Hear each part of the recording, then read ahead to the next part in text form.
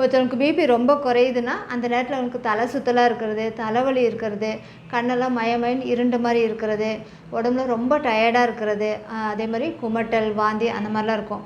உட்காந்து திடீர்னு எந்திரிக்கும் போது கூட அவனுக்கு அப்படியே ரொம்ப தலை சுற்றலாக இருக்கிற மாதிரிலாம் இருக்கும்.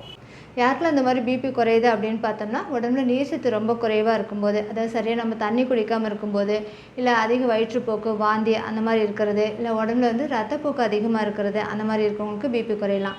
அதேமாதிரி இருதய பிரச்சனையில், ஹார்மோன் பிரச்சனை, அதாவது ஹைப்போதைராய்டு பிரச்சனை இருக்கவங்களுக்கு, அதேமாதிரி ரத்த சர்க்கரை ரொம்ப கம்மியாக இருக்கும்போது கூட இந்த மாதிரி நமக்கு பிபி குறையலாம்.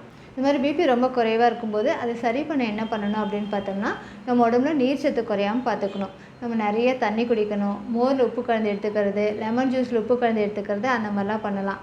அதேமாதிரி கேரட் ஜூஸு, பீட்ரூட் ஜூஸு அந்த மாதிரி நம்ம எடுத்துக்கலாம். சாப்பாட்டோட ஊறுகாய் சேர்த்து சாப்பிட்றது, அதே மாதிரி தலை சுற்றல் ரொம்ப அதிகமான இருக்கிற நேரத்தில் நம்ம டீ காஃபி குடிக்கிறது கூட ரத்த அழுத்தத்தை அதிகப்படுத்த நமக்கு ஹெல்ப் பண்ணும்.